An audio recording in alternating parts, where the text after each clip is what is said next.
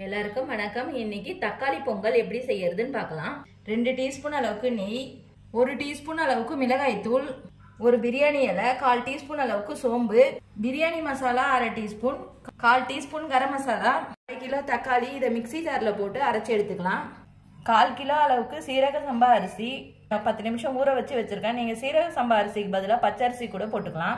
2 பெரிய வெங்காயம் நீல வாக்குல கட் பண்ணது, ஒரு பெரிய பூண்டு உரிச்சு வச்சிருக்கேன், 5 பச்சை மிளகாய், 2 பூண்டு, ஒரு துண்டு இஞ்சி தட்டி வச்சது, கொஞ்சம் கருவேப்பிலை, ஒரு லெமன் கட் பண்ணி வச்சிருக்கேன், ஒரு கைப்பிடி அளவுக்கு புதினா, ஒரு கைப்பிடி அளவுக்கு கொத்தமல்லி சேர்த்துக்கலாம். 2 டீஸ்பூன் அளவுக்கு ரீஃபைண்ட் ஆயில் சேர்த்துக்கிறேன். 1 டீஸ்பூன் அளவுக்கு நெய் சேர்த்துக்கிறேன்.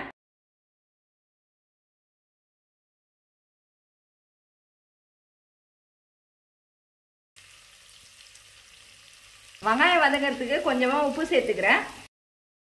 தக்காளியை மிக்ஸி ஜார்ல போட்டிருக்கேன். இதை நல்லா அரைச்சி எடுத்துக்கலாம். தட்டி வச்சிருக்க இஞ்சி பூண்டு சேர்த்துக்கலாம். கருவேப்பிலையை சேர்த்துக்கிறேன்.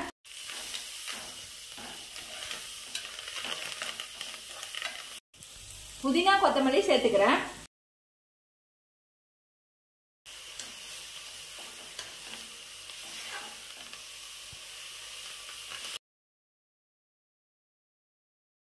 இந்த அளவுக்கு நல்லா வதங்கின பிறகு அரைச்ச தக்காளி விழுது சேர்த்துக்கிறேன்.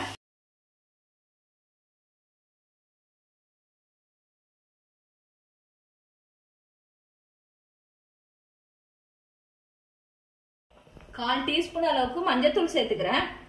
தேவையான அளவுக்கு கல் உப்பு சேர்த்துக்கிறேன்.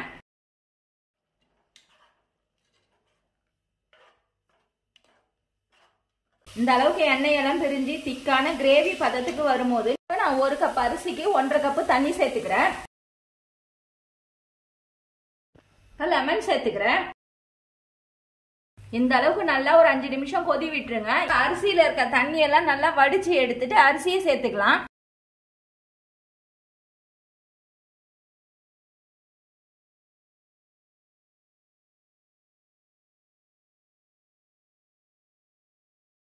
அரிசியை சேர்த்து ஒரு 5 நிமிஷம் சிம்லயே நல்லா வேக வச்சுட்டு அப்புறமா டம் போட்டுக்குங்க.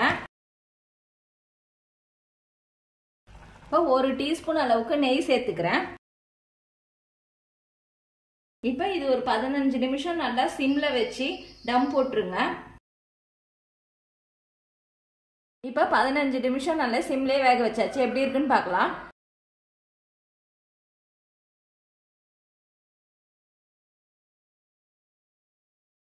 சுவையான இந்த தக்காளி பொங்கலை நீங்களும் வீட்டில் செஞ்சு பாருங்க. செஞ்சு பார்த்துட்டு எப்படி இருந்துச்சுன்னு சொல்லுங்க. லைக் பண்ணுங்க, ஷேர் பண்ணுங்க, கமெண்ட் பண்ணுங்க, சப்ஸ்கிரைப் பண்ணுங்க.